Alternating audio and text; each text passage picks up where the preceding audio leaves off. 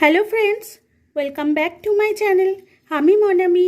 আজকে যে রেসিপিটা আপনাদের জন্য নিয়ে এসেছি সেটা হলো মাংসের আলু দিয়ে ঝোল। এই মাটনের বা খাসির মাংসের আলু দিয়ে ঝোলটা খুব ভালো হয়। আর এটা যে কোনো ছুটির দিনে যদি এরকম করে করা যায়, মানে অনেক সময় হয় না যে রবিবার থাকে বা ছুটির দিন থাকে, আমাদের ইচ্ছা করে না অন্য কিছু রান্না করতে, শুধুমাত্র একটু মাংসের আলু দিয়ে ঝোল করলেই আমাদের পুরো ভাতটাই যেন খাওয়া হয়ে যায়। তা সেই রকম কোনো দিনে যদি আমি যেভাবে বলবো সেভাবে যদি আপনারা বানিয়ে খেয়ে দেখেন, তাহলে দেখবেন এর স্বাদ কত ভালো আসে। তাহলে আসুন বন্ধু, শুরু করে দিই ভিডিওটা। এই ভাত দিয়ে গরম গরম দুপুরবেলা বেশ এরকম পাঁঠার ঝোল এরকম আলু দিয়ে কীরকম লাগে সেটাই আমি আজকে আপনাদের কাছে বানিয়ে দেখাবো। তাহলে চলুন, আমি আজকে শুরু করছি আমার ভিডিও। আমি এখানে 1 কেজির মতো খাসির মাংস নিয়েছি। 1 কেজির মতো এই যে মাংসটা, এটাকে আমি ভালো করে ধুয়ে জল ঝরিয়ে রেখে দিয়েছি। এবার আমি কড়াইতে সর্ষের তেল বসিয়ে দিয়েছি। তেলটা খুব সুন্দরভাবে গরম হয়ে গেছে। এই তেলের মধ্যে আমি প্রথমে পেঁয়াজ কুচিটা ভেজে নেব। আমি 4টে বড় সাইজের পেঁয়াজকে কুচি করে নিয়েছি। সেই পেঁয়াজটা আমি প্রথমে তেলের মধ্যে দিয়ে দিচ্ছি। পেঁয়াজগুলো আমি সব দিয়ে খুব ভালো করে এটাকে তেলের সাথে মিশিয়ে নিচ্ছি। এটাকে একটুখানি ভাজা হতে দেব। আমি এখানে সর্ষের তেল ব্যবহার করেছি। খাসির মাংসে সর্ষের তেল খুব ভালো হয়, মানে সর্ষের তেলের টেস্টটা খাসির মাংসে খুব ভালো আসে। পেঁয়াজটা 1 মিনিট ধরে নাড়াচাড়া করার পর আমি এই মাংসটা পেঁয়াজের মধ্যে দিয়ে দেব।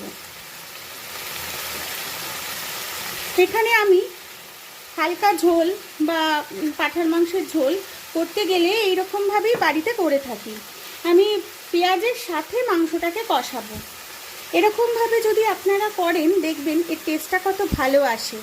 আমি সমস্ত মশলাগুলোকে আগে কিছু কষাবো না, সব কটাকেই মাংসের সাথেই একসাথেই কষাবো। তাহলে আমার মশলাও কষা হয়ে যাবে, মাংসটাও সুন্দরভাবে কষে যাবে, আর টেস্টটাও খুব ভালো আসবে। তো আমি সব মাংস এর মধ্যে দিয়ে দিয়েছি পেঁয়াজের মধ্যে।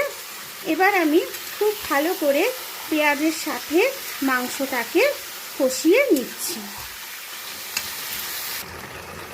পেঁয়াজের সাথে মাংসটা যখন আমার খুব সুন্দরভাবে কষে যাবে, ওই সময় আমি আদা আর রসুন বাটাটা অ্যাড করে দেব। আদা আর রসুন বাটা আমি দিয়ে দিয়েছি। এবার এটাকে নাড়িয়ে নিয়ে আবার ভালো করে আমি কষতে থাকবো। এই সময় কিন্তু গ্যাসের আঁচটা একদম বাড়ানো থাকবে, যাতে খুব সুন্দরভাবে এই মশলাগুলোর সাথে মাংসটা খুব সুন্দরভাবে কষে যায়। এবার আমি এর মধ্যে একটা টমেটো বাটা অ্যাড করে দিচ্ছি। আমি এখানে একটা বড় টমেটোকে মিক্সিতে পেস্ট করে নিয়েছি, সেইটা আমি এর মধ্যে দিয়ে দিলাম। দিয়ে আবার আমি নাড়িয়ে নেব। এবার আমি এর মধ্যে জিরে, অল্প একটু জিরে বেটে নিয়েছি, আমি সেই জিরে বাটাটা অ্যাড করে দিচ্ছি। আবার আমি আরেকটু নাড়িয়ে নেব। এবার আমি এর মধ্যে ড্রাই স্পাইসেসগুলো অ্যাড করে দিচ্ছি। হলুদ গুঁড়ো দিয়ে দিলাম, কাশ্মীরি লঙ্কার গুঁড়ো পরিমাণ মতো একটু দিয়ে দিয়েছি। তারপরে নুন অ্যাড করছি। প্রথমে আমি 2 টিস্পুন নুন অ্যাড করছি, তারপরে আবার দেখে খানিকটা যদি মনে হয় কম হয়েছে তাহলে অ্যাড করব। একটু মিষ্টি চিনি অ্যাড করে দিলাম। ভালো করে এই মশলাগুলো আমি মিশিয়ে নিয়েছি। এবার আঁচটাকে মিডিয়ামে রেখে আমি এটাকে চাপা দিয়ে দেব। মাংসটা চাপা দিয়ে দেব একটা ঢাকনা দিয়ে। ওটাকে এবার চাপা দিয়ে আমি 20 মিনিটের জন্য রেখে দেব, যাতে মাংসটা খুব সুন্দরভাবে কষে যায় এবং ওর থেকে তেলটা ছেড়ে দেয়, সেই পর্যন্ত আমাকে অপেক্ষা করতে হবে। আমি একটু চাপা দিয়ে 20 মিনিট রেখে দিচ্ছি। প্রায় 20 মিনিট ধরে কষানোর পর আমি ঢাকনাটা খুলে দিয়েছি। দেখুন, এর মাঝে আমি অবশ্যই একবার নাড়িয়ে দিয়েছি, যে তলা ধরে যায় কিনা সেটা দেখে নিয়েছি, তা নাড়িয়ে আবার আমি চাপা দিয়েছি। তা এখন আমার 20 মিনিট হয়ে গেছে। এবার আমি এর মধ্যে মিট মশলা একটু অ্যাড করব। সেটা যে কোনো কোম্পানিরই মিট মশলা আমি একটুখানি অ্যাড করে দিলাম। এটা আপনারা আগেও অ্যাড করতে পারেন, যখন ওই ড্রাই স্পাইসগুলো দেবেন তখন মিট মশলা অ্যাড করে দেবেন। তা আমি এখন অ্যাড করে ভালো করে নাড়িয়ে আবার আমি 10 মিনিটের জন্য চাপা দিয়ে রেখে দেব। মাংসটাকে প্রায় 10 মিনিট ধরে কষানোর পর দেখুন কত সুন্দর তেল ছেড়ে দিয়েছে। তার মানে আমার মাংসটা কষানো প্রায় শেষ। এবার আমি মাংসটাকে প্রেসার কুকারে দিয়ে সেদ্ধ করতে বসাবো। তো আমি পাশে গ্যাসে আমি প্রেসার কুকার বসিয়ে দিয়েছি। আমি সেখানে খানিকটা জল দিয়ে দিয়েছি, কারণ এখানে গরম জল হলে সবচেয়ে ভালো হয়। মাংসটা তো প্রায় অনেকটাই কষে গেছে, তাই জন্য ঠান্ডা জল এখানে দেব না, এখানে আমি গরম জল ইউজ করব। তাই আমি প্রেসার কুকারে খানিকটা জল দিয়ে দিয়েছি। এবার মাংসটা আমি এর মধ্যে দিয়ে দেব। প্রেসার কুকারে আমি সমস্ত মাংসটা দিয়ে দিয়েছি। এবার এর ঢাকনা বন্ধ করে আমি 6টা থেকে 7টা সিটি মারার পর্যন্ত অপেক্ষা করব। এবার আমি গ্যাসের মধ্যে ওই কড়াই বসিয়ে দিয়েছি, একটু সর্ষের তেল দিয়ে দিয়েছি। এবার যেহেতু এটা পাঁঠার মাংস আমি আলু দিয়ে করব, তাই এর মধ্যে আমি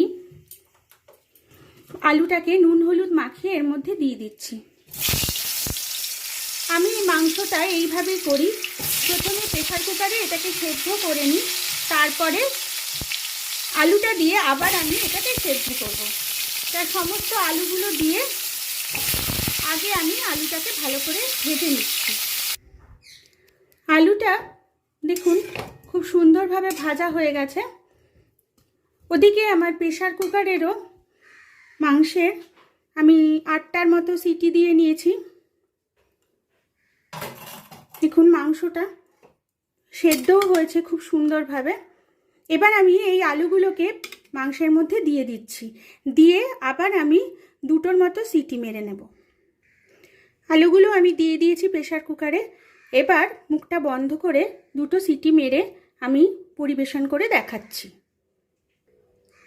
আলু দিয়ে আমি 2টো সিটি মেরে নিয়েছি খুব সুন্দরভাবে। এবার আমি খুলে দেখলাম যে আলুগুলো খুব সুন্দরভাবে সেদ্ধ হয়ে গেছে।